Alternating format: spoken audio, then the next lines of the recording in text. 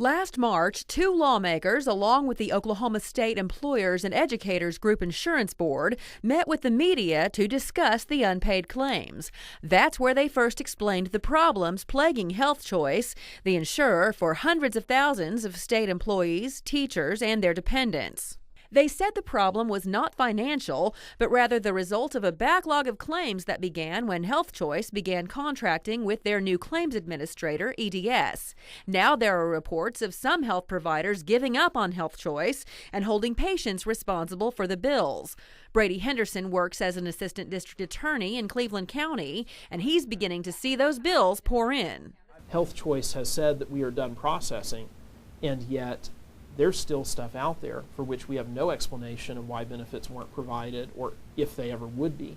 Last winter, Henderson spent a week at the Mayo Clinic in Minnesota, where he was diagnosed with a neurological disorder. Henderson not only questions the delay in processing his claims, he says EDS made fraudulent coding errors that leave him owing the Mayo Clinic much more than he should have to pay out of pocket. The insurance seems to be trying to figure out a way not to pay for what we did at the Mayo Clinic.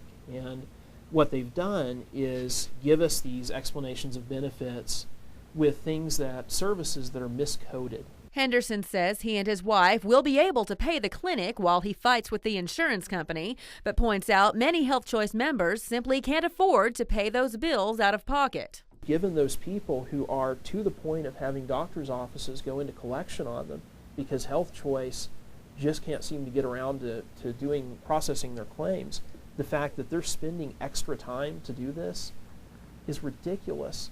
As for the insurance board, they still say the claims backlog will be back to acceptable levels by mid-July.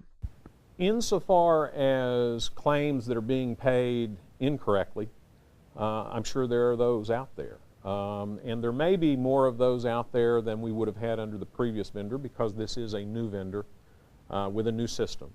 Crane says canceling EDS's contract with Health Choice is simply not an option because of the further backlog of claims that would result.